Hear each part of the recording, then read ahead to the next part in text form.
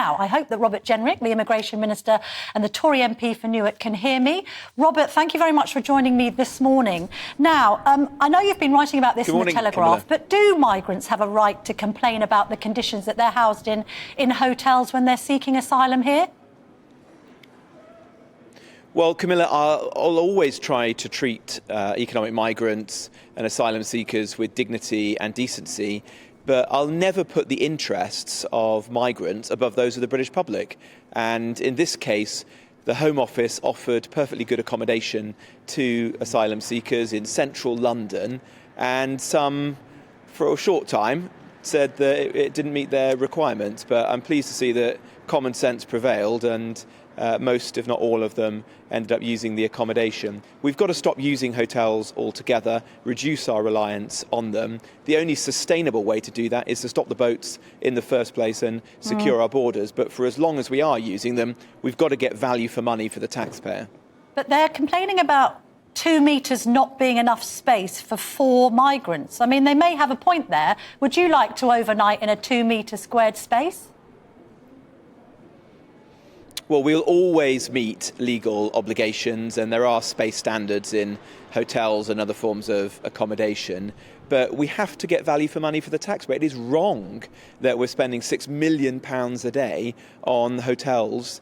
And so it's right that we make sure that those hotels that we do use, and I say we want to reduce our reliance on them as rapidly as we can, but whilst we are using them, we get good value for money for the taxpayer. And remember, these are migrants who have said they are destitute.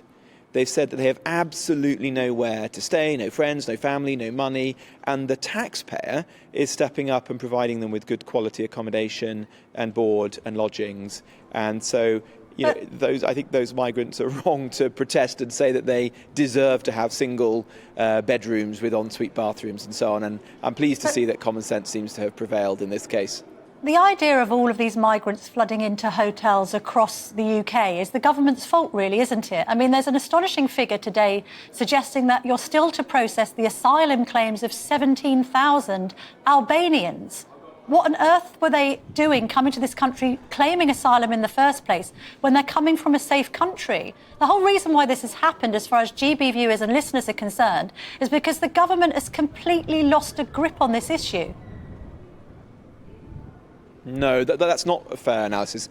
There's a European migration challenge.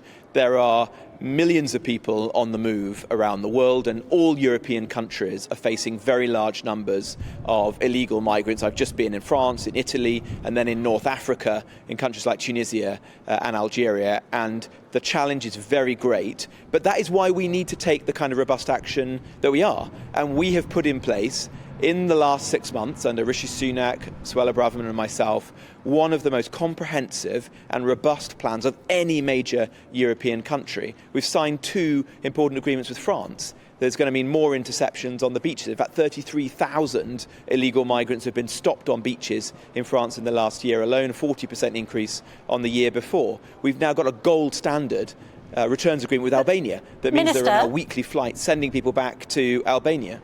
Minister, when will you deport somebody to Rwanda?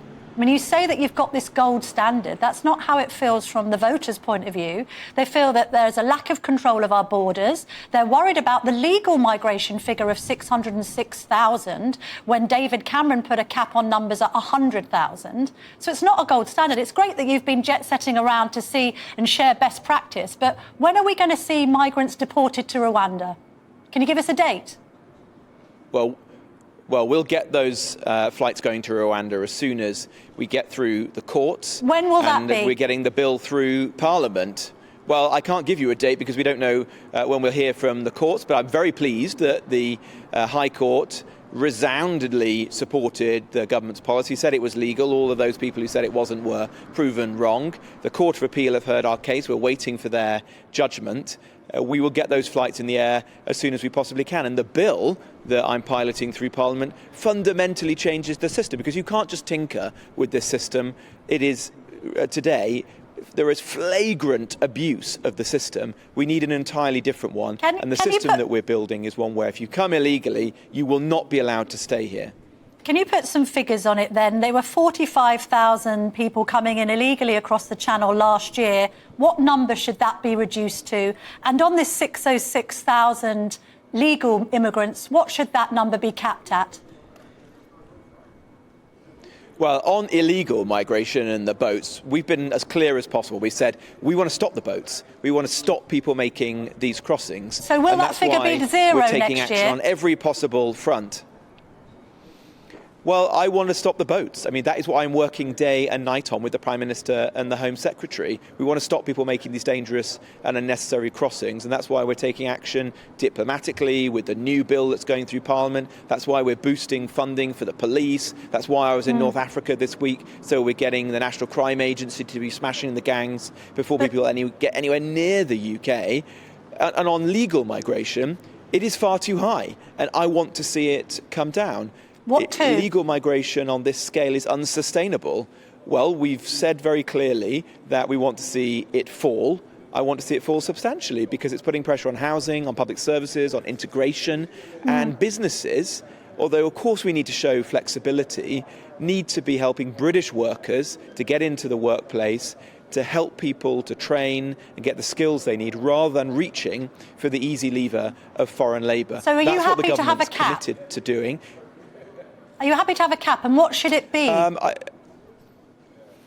Well, I don't think that arbitrary caps and targets are particularly helpful. Why What I not? do think is important is that now that we have, well, because migration is constantly changing, we need the flexibility to respond to changes in the economy or in patterns of behaviour. But the good news is that we've now got control of our borders after leaving the European Union. We've created the points-based system. And unlike all of those previous governments who made promises that they couldn't keep because of free movement, we have the ability now to make changes. And so 2 weeks ago, we made one of those changes, which is to say that if you are a university student coming here from overseas on a short course, you won't be able to bring dependents with you. And that will reduce substantially the number of people coming into this country. And that's just one tangible example of us using the powers that we now have, that we didn't have when we were members of the European Union, to control our migration system. And if we need to take further steps, we will do.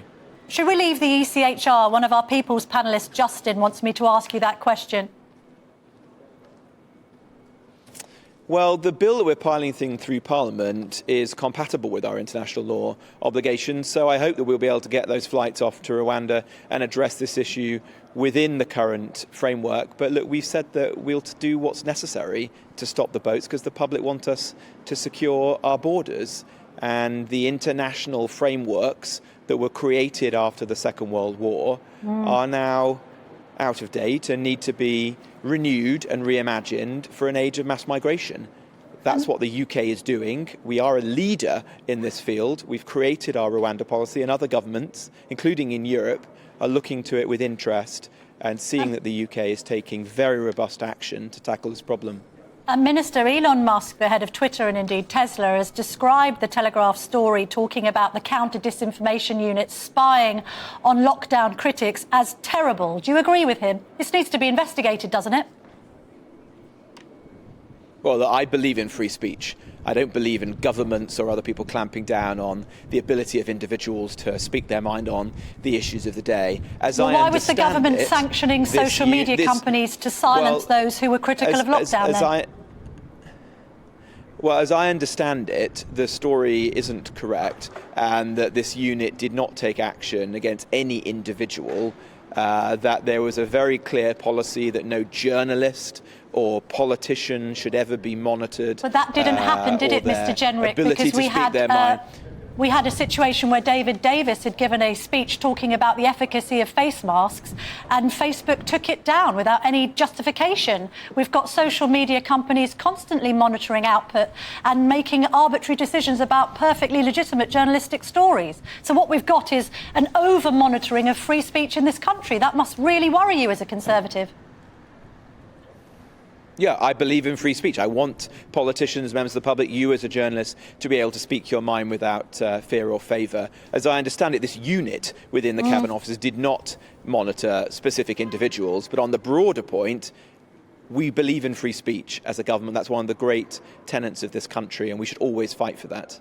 Minister, final question on Boris Johnson, who we can never quite leave behind, even though the government might move on. He's suggesting, or at least his allies are suggesting, that Rishi Sunak doesn't want to hand over his WhatsApp messages to the Baroness Hallett inquiry into COVID because he's got something to hide. Has he got something to hide, Mr. Jenrick? No, what we've said is that we will hand over to the inquiry absolutely anything that has got anything to do with COVID-19 or the purpose of the inquiry. Where there is a small disagreement is around handing over documents or messages that have got nothing, absolutely nothing, to do with COVID. And as a former lawyer, I've been involved in these discovery exercises in the past, and what courts do in these situations is ask individuals or businesses to hand over documents that are relevant to the inquiry or the case. There's no precedent for handing over things that have got nothing at all to do with it. I hope that we can resolve this with Lady Justice Hallett, for whom we have the greatest respect, and that this matter can be put to rest very quickly. Thank you very much indeed for your time this morning.